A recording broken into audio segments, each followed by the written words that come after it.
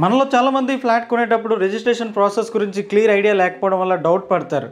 ఎలా రిజిస్టర్ అవుతుంది, ఏ డాక్యుమెంట్స్ కావాలి, ఎంత టైం పడుతుంది, ఇవన్నీ ఈరోజు మనం క్లియర్గా తెలుసుకుందాం. అయితే ముందుగా మనం ఓపెన్ ప్లాట్ రిజిస్ట్రేషన్ అంటే గవర్నమెంట్ రికార్డ్స్లో అఫీషియల్గా మన పేరు చేర్చుకోవడం. ఇది మీ ఓనర్షిప్ ప్రూఫ్ అవుతుంది.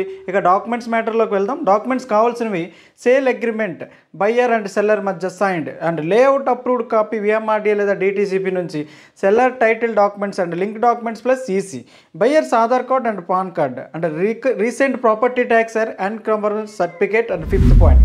ఇన్ని పేపర్స్ రెడీ అయ్యాక రిజిస్ట్రేషన్ ప్రాసెస్ ఇలా ఉంటుందండి. సబ్ రిజిస్టర్ ఆఫీస్లో మనం స్లాట్ బుక్ చేసుకుంటాం.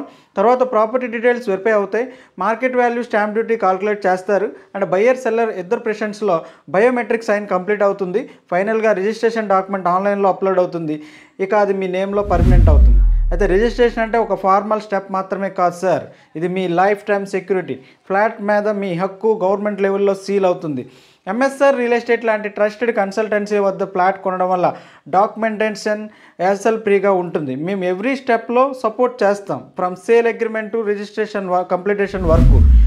ఇలా రిజిస్ట్రేషన్ ప్రాసెస్ సింపుల్గా, ట్రాన్స్పరెంట్గా జరుగుతుంది. మీరు ఓపెన్ ఫ్లాట్ కొనాలనుకుంటే డాక్యుమెంటేషన్ గురించి భయం పెట్టుకోకండి. నేను శంకర్, ఎంఎస్ఆర్ రియల్ ఎస్టేట్ నుండి మీకు పూర్తి సపోర్ట్ అందిస్తాం. Thank you for watching. మరిన్ని రియల్ ఎస్టేట్ యూజ్ఫుల్ అప్డేట్ కోసం సబ్స్క్రైబ్ చేయండి. Thank you all of you.